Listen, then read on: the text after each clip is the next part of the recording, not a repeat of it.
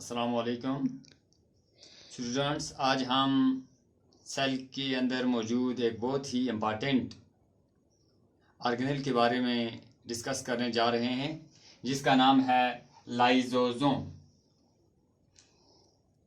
प्यारे बच्चों, आपने पढ़ा था कि सेल के अंदर बहुत सारी ऑर्गेनेलीज होती हैं, जैसे mitochondria, endoplasmic reticulum, Golgi bodies, lysosomes, ribosomes.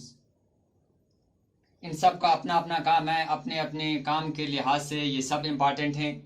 इन्हीं में से एक बहुत ही इम्पॉर्टेंट ऑर्गेनेली है जिसके बारे में हम आज पढ़ने जा रहे हैं। इसका नाम है लाइजोसोम।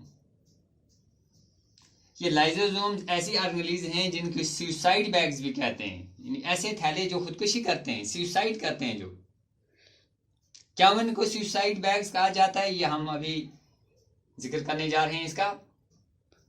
पहले हम पढ़ेंगे कि इसकी डिस्कवरी किसने की है। Who discovered lysosomes? Lysosomes were discovered by Christian de Duve in 1955 in liver cells. यानी लिवर सेल्स में सबसे पहले ये इजाद हुए हैं, ये देखे थे सबसे पहले क्रिश्चियन डी ड्यू ने 1955 में। किस सेल्स में ये पाए जाते हैं, कहाँ पाए जाते हैं? Lysosomes are found in almost all eukaryotic cells except some fungi, meristematic cells and matured mammalian RBCs. कुछ फंजाई को छोड़ के, मेरिस्टेमेटिक सेल्स को छोड़ के और मैमल्स के अंदर जो आरबीसीज हैं इनको छोड़ के बाकी के तमाम यूकेरियोटिक सेल्स में लाइजोसोम्स पाए जाते हैं। अब इनकी तादाद कहां पर ज्यादा होती है? उन सेल्स में लाइजोसोम्स की तादाद बहुत ज्यादा होती है जो इंट्रासेल्यूलर डाइजेशन में ज्यादा एक्टिव होते हैं।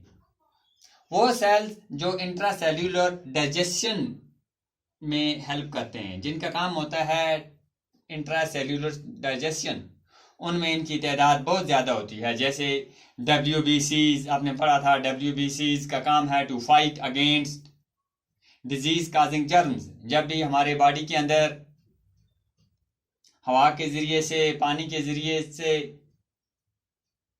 खाने के ज़रिए से, किसी भी तौर पर जब हमारे जिस्म के अंदर कोई फॉरेन मटेरियल्स, कोई डिजीज काजिंग जर्म्स दाखिल हो जाएं, तो ये WBC जो हैं, वाइट ब्लड सेल्स जो होते हैं, ये इनके साथ फाइट करते हैं, इनको ये डाइजेस्ट कर देते हैं, ब्रेक डाउन कर देते हैं। ऐसे एक और सेल्स होते हैं, इनको फैगोसाइट्स कहते हैं। चूंकि WBCs और phagocytes are involved in intracellular digestion, इसलिए इनमें लाइजोसोम्स की तादाद बहुत ज्यादा होती है। अब इनका स्ट्रक्चर, शेप कैसी होती है? Mostly these are spherical. Lysosomes के जो हैं ये बहुत ही टाइनी स्ट्रक्चर्स हैं, बहुत ही छोटे छोटे स्ट्रक्चर्स, जिनमें तकरीबन 40 हाइड्रोलाइटिक एंजाइम्स पाई जाती हैं।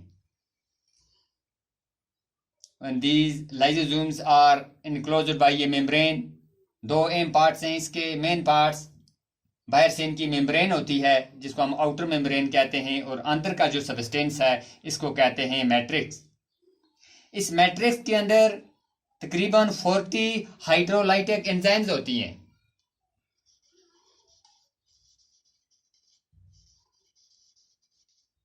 हाइड्रोलाइटिक एंजाइम्स ये ऐसी एंजाइम्स होती हैं जो जिस भी सब्सटेंस पर पड़ जाएं उनको ये ब्रेक डाउन कर देती हैं, उनको ये डाइजेस्ट कर देती हैं, छोटे छोटे टुकड़े करके इनको हजम कर देती हैं।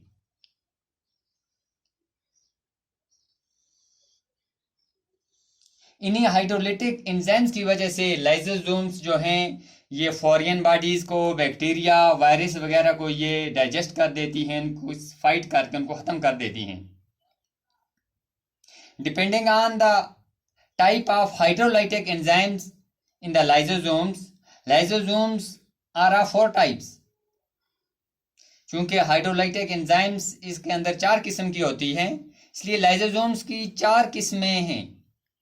पहली किस्म है primary lysosomes, The second is secondary lysosomes. Third one is tertiary lysosomes or residual bodies. And the fourth one is autophagosomes or autolysosomes. पहले जो है प्राइमरी लाइजोसोम्स, ये ऐसे लाइजोसोम्स हैं जिनके अंदर हाइड्रोलाइटिक एंजाइम्स तो होती हैं मगर ये इनएक्टिव होती हैं।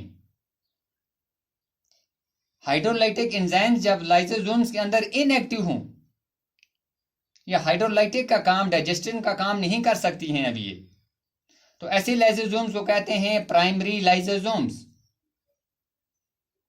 और वो लाइजोसोम्स जिनके अंदर हाइड्रोलाइटिक एंजाइम्स हाईली एक्टिव हों, अपना काम बखूबी कर सकते हों, डाइजेशन का, ब्रेकडाउन का, तो इन लाइजोसोम्स को कहते हैं सेकेंडरी लाइजोसोम्स। और लाइजोसोम्स की तीसरी किस्म है टर्शियरी लाइजोसोम्स और रेजिड्यूल बॉडीज। ये ऐसी लाइजोसोम्स होती हैं जो उन बॉडीज को, उस मटेरियल को डाइजेस्ट करते हैं जो डाइजेशन के बाद सेल के अंदर मौजूद रह जाती हैं, इसलिए इनको कहते हैं residual bodies. The fourth one is autophagosomes. ये ऐसे लाइसोसोम्स हैं जो कभी कभी अपने ही सेल को खत्म कर देते हैं, तभी इनको कहते हैं ऑटोफेगोसोम्स और ऑटोलाइसोसोम्स। कभी ऐसा होता है जैसे माइटोकॉन्ड्रिया है या एंडोप्लाज्म रेटिकुलम या गोल्गी बॉडीज, जब अपने फंक्शंस करने के बाद कभी ये एग्जॉस्ट हो जाती हैं, इनएक्टिव हो जाती हैं, ये बेकार हो जाती हैं जब ये साइटोप्लाज्म के अंदर, तो ये लाइसोसोम जो हैं जिनको हम ऑटोफेगोसोम्स कहते हैं, ये इनको डाइजेस्ट कर देती हैं, खत्म कर देती हैं। यानी अपने ही सेल्यूलर कंटेंट्स को जब खत्म करना हो तो ऑटोफेगोसोम्स काम आती हैं, इसलिए इनको कहते हैं ऑटोफेगोसोम्स और ऑटोलाइसोसोम्स। इनका और एक फंक्शन, जब कभी सेल के अंदर कोई खराबी आ जाए, सेल डैमेज हो जाए, रप्चर हो जाए, तो ये ऑटोफेगोसोम्स या ऑटोलाइसोसोम्स रप्चर हो जाती हैं, इनमें से ये हाइड्रोलाइटिक एंजाइम्स बाहर निकल आती हैं और ये सेल के अपने ही ऑर्गेनेल्स को डिस्ट्रॉय करती हैं, डाइजेस्ट कर देती हैं। चूंकि इनके इस एक्शन से सेल के अपने ही कंटेंट्स मुर्दा हो जाते हैं, डाइजेस्ट हो जाते हैं, इस एक्टिविटी की वजह से ऑटोफेगोसोम्स या ऑटोलाइसोसोम्स को सुसाइड बैग्स कहते हैं। यहां पहले मैंने कहा था कि lysosomes are also called suicide bags.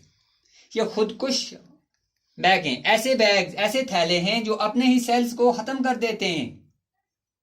अब इन चारों में से सिर्फ ऑटोफेगोसोम जो हैं, ऑटोलाइसोसोम जो हैं, इन्हीं को हम सुसाइड बैग्स कहते हैं, क्योंकि इन्हीं की इस एक्टिविटी की वजह से सेल के अपने कंटेंट्स या सेल के इर्द गिर्द के भी नेबरिंग सेल्स भी कभी कभी डिस्ट्रॉय हो जाते हैं। ड्यू टू दिस ऑटोलाइसोसोम्स और autophagosomes are called suicide bags. So dear students, this was in brief all about lysosomes, their types. अब रह गया है इनका फंक्शंस। पहले ही मैंने बता दिया फंक्शन इसका। लाइसोसोम्स का मेन फंक्शन है to help in intracellular digestion of foreign and residual substances. Foreign, बाहर से आने वाले, जिस्म के बाहर से जब भी हमारे जिस्म के अंदर कोई फॉरेन सब्सटेंसेस दाखिल हो जाएं जिनसे हमें बीमार होने का खतरा हो, जैसे बैक्टीरिया, वायरस और भी कोई बीमारी पैदा करने वाली सब्सटेंसेस दाखिल हो जाएं, तो उनको हम कहते हैं फॉरेन सब्सटेंसेस।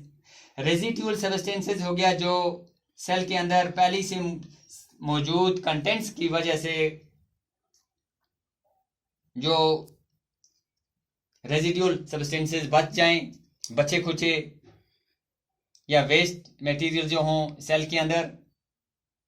ये लाइसोसोम जो हैं ये फॉरेन मटेरियल्स को या रेजिडुअल सब्सटेंसेस को डाइजेस्ट करने में मदद करते हैं। इनका काम है to digest the foreign and residual substances with the activity of hydrolytic enzymes, क्योंकि इनमें हाइड्रोलाइटिक एंजाइम्स होती हैं जो इन फॉरेन मटेरियल्स को, फॉरेन बॉडीज को, बैक्टीरिया, वायरसेस वगैरह को या रेजिडुअल सब्सटेंसेस को डाइजेस्ट करने में मदद करती हैं।